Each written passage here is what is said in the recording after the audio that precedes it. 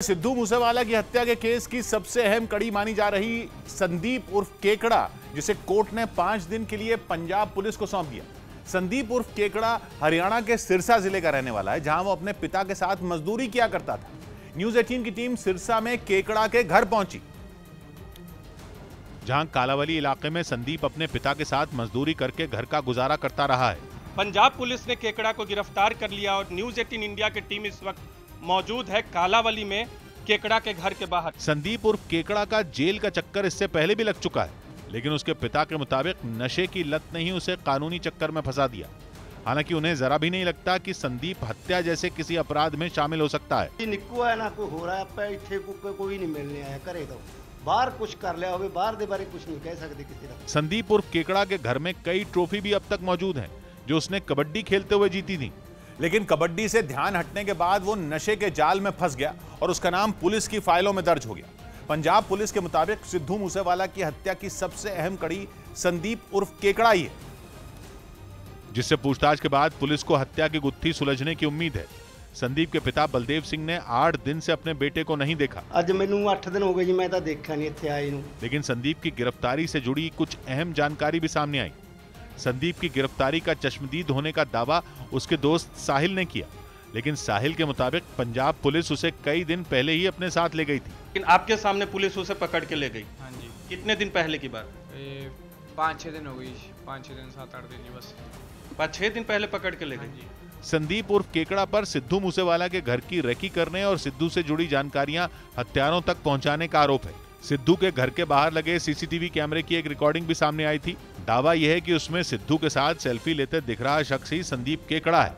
उधर सिद्धू मूसेवाला की मौत के बाद पंजाबी संगीत से जुड़े कई गायकों को अब जान का डर सताने लगा है। एक के बाद एक कई गायकों को लग रहा है कि कभी भी गैंग वॉर के घेरे में वो भी आ सकते हैं। इसीलिए सिद्धू मूसेवाला की हत्या के बाद कई गायकों ने सुरक्षा बढ़ाने की मांग की है, जिनमें एक मनकीरत औलख है। मनकीरत का नाम तो सिद्धू की हत्या से ही जोड़ दिया गया था। उन्हें लकी पटियाल के बम्बिया गैंग से जान का खतरा है, इसीलिए वो कई बार पंजाब सरकार से अपनी सुरक्षा का इंतजाम करने की मांग कर चुके हैं। मनकीरत औलख भी पंजाबी म्यूजिक का एक बड़ा नाम है।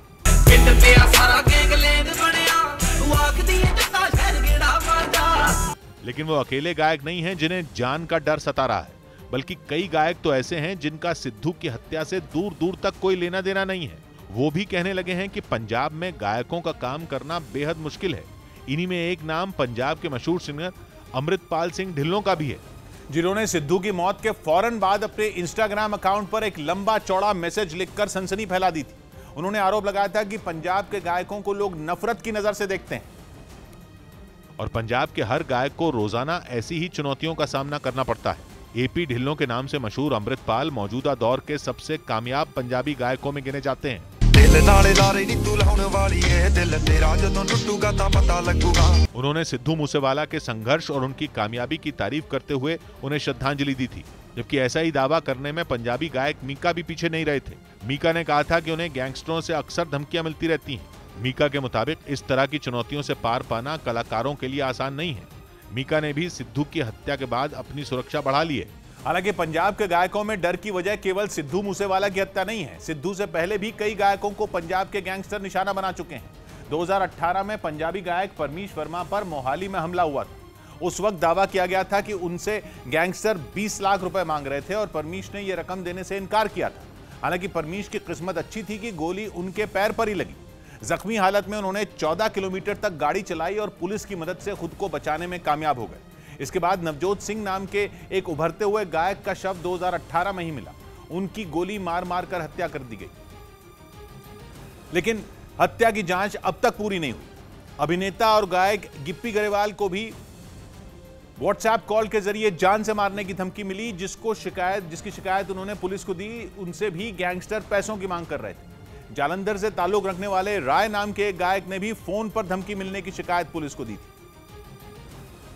हालांकि जिन भी गायकों और कलाकारों ने पुलिस को शिकायत की, उनमें किस शिकायत का क्या अंजाम हुआ ये अब तक साफ नहीं है। दावा तो यहां तक किया जाता है कि जिंदा रहने के लिए कई बड़े कलाकार भी गैंगस्टरों की जेबें भरने के लिए मजबूर होते रहे हैं, जिसकी बड़ी वजह है पंजाबी फिल्म और म्यूजिक के उद्योग में आई बड़ी क्रांति। पिछले कुछ सालों में पंजाबी संगीत ने कई बड़े कलाकार दिए, हिट म्यूजिक दिया और बहुत बड़े पैमाने पर पैसा भी बनाया।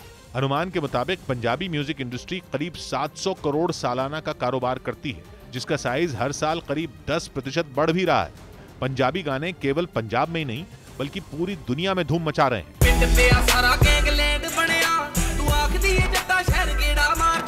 पूरी दुनिया में फैले पंजाब के लोग और पंजाबी समझने वाले हिंदुस्तानियों की इसमें बड़ी भूमिका है। लेकिन यही इस इंडस्ट्री में अपराधियों के दखल की सबसे बड़ी वजह भी बन रही है। कई जानकार तो दावा करते हैं कि पंजाब का संगीत पिछले कुछ सालों में गैंग वॉर में उलझकर रह गया, जिसकी मोटे तौर पर 2 वजह हैं। पहला तो पंजाबी म्यूजिक में बनने वाले पैसे पर अपराधियों की नजर और दूसरा म्यूजिक का कनाडा कनेक्शन। पंजाब के कई गैंगस्टर कनाडा से ही अपने गैंग को चला रहे हैं। सिद्धू मूसेवाला की हत्या में जिस गोल्डी बराड़ का नाम सामने आया, वो भी कई साल से कनाडा में ही मौजूद है। ऐसे अपराधियों के दिलों में भारत के कानून का खौफ नहीं है। अपराधियों के बेखौफ होते ही आम लोगों में दहशत बढ़ना लाजमी है। इसी दहशत का फायदा उठाकर अपराधी उभरते हुए कलाकारों को अपना आसान टारगेट बना रहे हैं। पंजाब के कलाकारों की शायद यही वो परेशानी है जिसका जिक्र एपी ढिल्लों ने अपने संदेश में किया था। इसीलिए सवाल उठ रहे हैं कि क्या पूरी दुनिया को नचाने वाले पंजाबी गायक गैंगस्टरों के सामने नाचने पर मजबूर हैं?